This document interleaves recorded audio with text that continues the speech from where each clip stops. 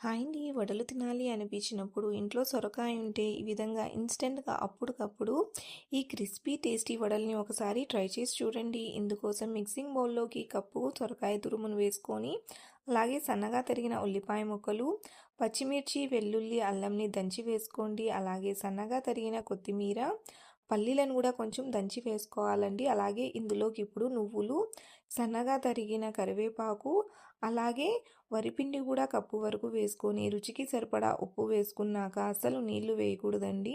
ఎందుకంటే సొరకాయలో ఉండే చెమ్మే సరిపోతుంది. పిండిని కొంచెం గట్టిగానే కలుపుకోవాలి. అవసరమైతేనే నీళ్ళని వాడాలండి. ఈ విధంగా పిండిని కొంచెం గట్టిగా కలుపుకున్నాక పాలిథీన్ కవర్ కానీ లేదా అరిటాకు మీద కానీ ఈ విధంగా పల్చగా వడల్లాగా ఒత్తుకోవాలి. మధ్యలో ఈ విధంగా హోల్ చేసుకోండి. దీనివల్ల వడలు అనేటివి లోపలి వరకు కూడా చక్కగా ఫ్రై అవుతాయి. ఇప్పుడు బాగా వేడైన ఆయిల్లో ఈ వడలు వేసేసుకోవాలండి. వేసిన వెంటనే కదపకూడదు. మీడియం ఫ్లేమ్ పెట్టుకొని రెండు వైపులా తిప్పుకుంటూ మంచిగా క్రిస్పీగా అయ్యి లైట్ గోల్డెన్ కలర్ వచ్చేంత వరకు ఫ్రై చేసుకొని తీసేసుకుంటే ఎంతో టేస్టీగా కరకరలాడుతూ ఉండే మన ఇన్స్టెంట్ సొరకాయ వడలు అనేటివి రెడీ.